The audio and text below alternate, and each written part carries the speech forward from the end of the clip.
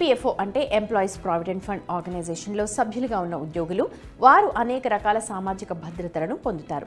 ప్రతి నెల వారి జీతం నుంచి తీసివేస్తుంది. పీఎఫ్ పదవీ విరమణ కోసం మాత్రమే కాకుండా కుటుంబ భద్రతకి కూడా అందుబాటులో ఉంటుంది. ఈ సౌకర్యాల్లో ఒకటి పెన్షన్. ఈ సదుపాయం ఎంప్లాయీ పెన్షన్ స్కీమ్ అంటే ఈపీఎస్ 95 కింద అందుబాటులో ఉంది.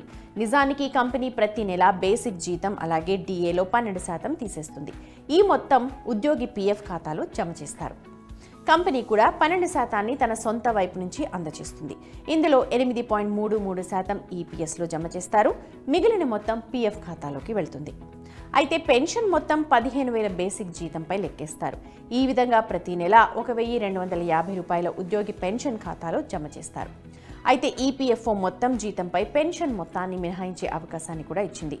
కాస్ట్ కంపెనీలో పనిచేసే ఉద్యోగులకు అంటే సిటీసీ 2 భాగాలుగా వారి జీతం నుంచి తీసివేస్తుంది.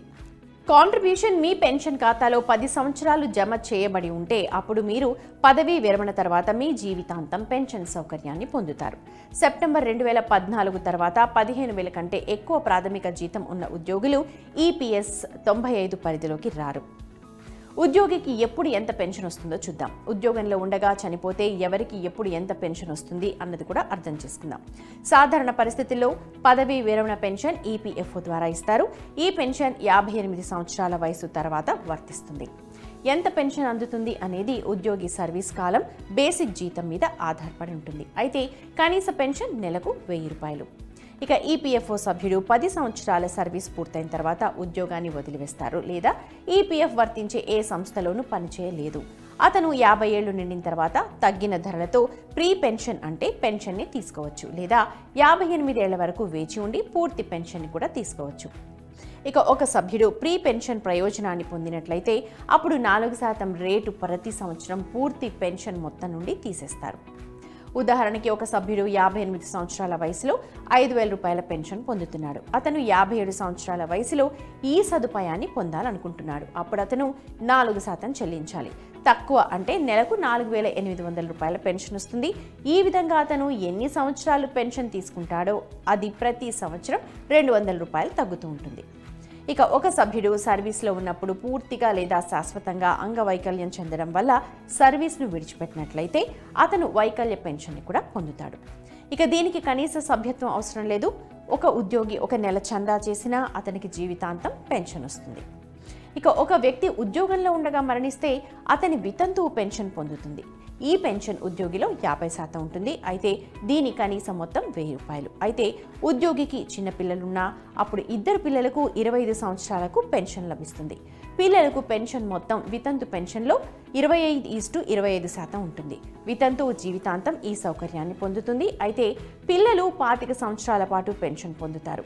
ఒక పిల్లవాడు వికలాంగులైతే అతను జీవితాంతం పెన్షన్ పొందుతారు. ఇక ఒక సభ్యుడు చనిపోతే అతని భార్య కూడా బతికు లేకుంటే అతని ఇద్దరి పిల్లలకు అనాథ పెన్షన్ వస్తుంది.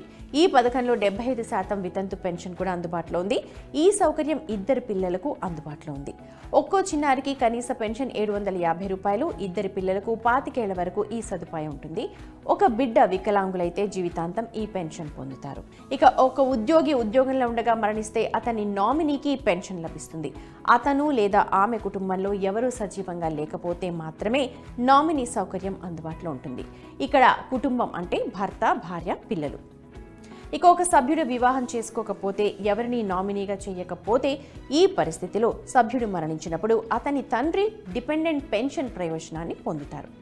ఇక తండ్రి లేనప్పుడు ఈ సౌకర్యం సభ్యుని తల్లికి జీవితాంతం అందుబాటులో ఉంటుంది. పెన్షన్ సౌకర్యాన్ని పొందేందుకు ఫామ్ 10(D)ని నింపాలి. జీవిత భాగస్వామి, భార్య, పిల్లలు స్వయంచాలకంగా పెన్షన్ లబ్ధిదారులుగా పరిగణిస్తారు. ఈపీఎస్ అనేది పదవీ విరమణకు సంబంధించిన ముఖ్యమైన పథకం. ఈ సదుపాయాన్ని పొందడానికి మీరు పీఎఫ్లో రెగ్యులర్ కాంట్రిబ్యూషన్ చేయాలి. ఈపీఎస్ నిర్వచనం ప్రకారం కుటుంబంలో తల్లిదండ్రులు, భర్త, భార్య, పిల్లలు ఉంటారు. ఇవి కాకుండా మీరు ఈపీఎస్లో మరొకరి నామినీగా చేస్తే అది చట్టవిరుద్ధంగా పరిగణిస్తారు.